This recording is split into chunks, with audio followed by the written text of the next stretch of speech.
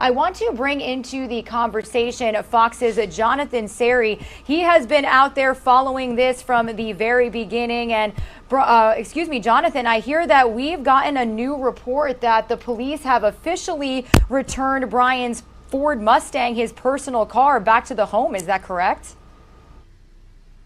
Yeah, we saw Brian's mom returning home in a Ford Mustang, and police have confirmed that they have released it from evidence. Now, the car is actually registered to Brian's mom, but he was driving it locally when he returned from his trip out west. He had spent the most time in it, and so police, during their investigation, when they got that search warrant of the home of Brian's parents, where he and Gabby had been living prior to their trip out west, authorities confiscated that car among other evidence, and apparently they're done retrieving evidence from the car. They would not comment on what, if anything, they were able to find and whether it led to any clues in their investigation, only confirming that that Ford Mustang belonging to Brian's mother has been returned to the family, and Brian's mother indeed was seen driving it back to her home, left the car in the driveway, and then got into a truck, leaving the property with her husband. Regina? Now, Jonathan, we're also showing some footage. We were just showing the footage of when the car was removed from the home, but we're also seeing right now the footage of that white van that the couple took on their road trip across country. So as of right now, we know that the van is obviously still in custody. Is that correct?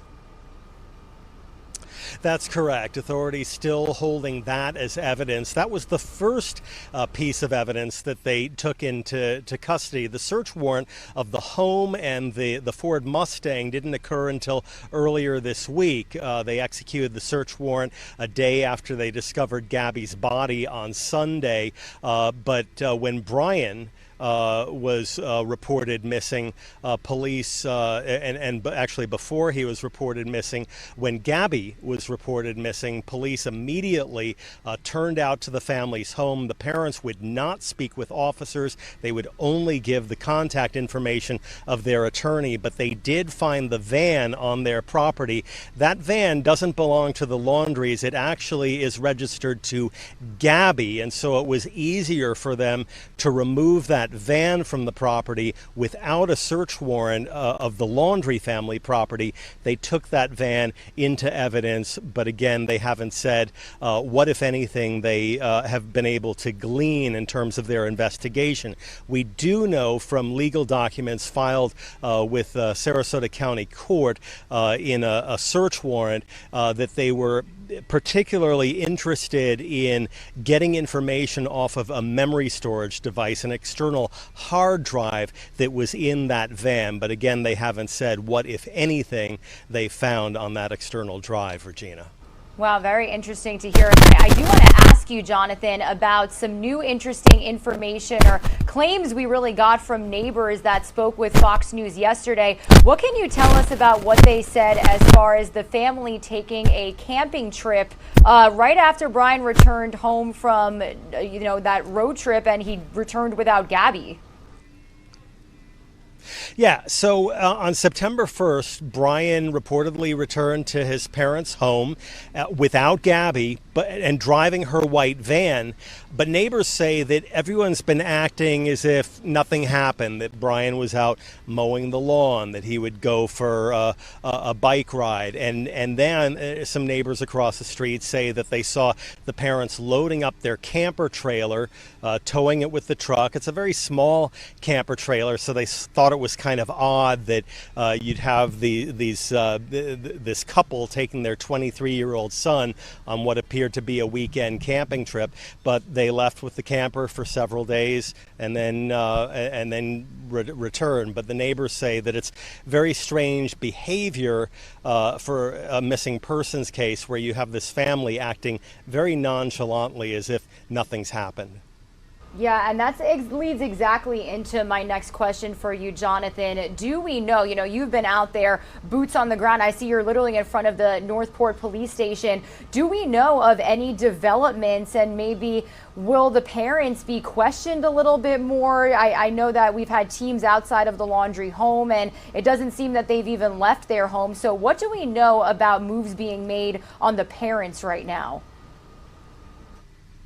Yeah, everyone's frustrated, especially Gabby's family, that the parents haven't been more cooperative with authorities. From the get-go, they would only refer questions to their attorney when police tried to talk with them. And the first time they broke their silence was Friday of last week, when they called police saying that they wanted to talk to officers, but it was because they wanted to report their son missing. Apparently, they offered very little information on the Gabby Petito investigation. It was all focused on their son, who they say had left their home several days earlier, Tuesday of that week. They said that he was going hiking. He told them he was going hiking in that nature preserve, the Carlton Reserve, and then didn't come back for several days. They went out and they retrieved his car, and it was only after they brought the car, that Mustang, back to their property that they called authorities. And Jonathan, I do want to show our audience some of the footage that we've got from another day of search efforts underway at that preserve. So yesterday we saw that dive team be called in. So does that mean that we're looking for a body, or does that mean that they just wanted to go and search more swampy areas of this land? Yeah, it's actually the latter. There's been a lot of rain in this part of Florida, and so the Carlton Reserve, which is already a swamp, is now 75% underwater. And so they have this dive team, and they have a very specialized sonar that they use for large bodies of water. They also have cadaver dogs, but police say this is not the result of any evidence or any tips that they got. It's just part of the overall search. They want a very comprehensive search and just take into account all scenarios. Now, if Brian is indeed in the preserve, and if he is indeed still alive, we spoke with an eco guide, an eco tour guide, who said that someone with knowledge could survive almost indefinitely in that reserve, because think of it, there's plenty of fresh water, there's plenty of fish, and if you know what types of wild edibles are safe to eat, with the proper skills, you could survive indefinitely. And so authorities are clearly hoping that he is somewhere in that 25,000 acre reserve, and they have been searching since Saturday, and they continue that search even as we speak.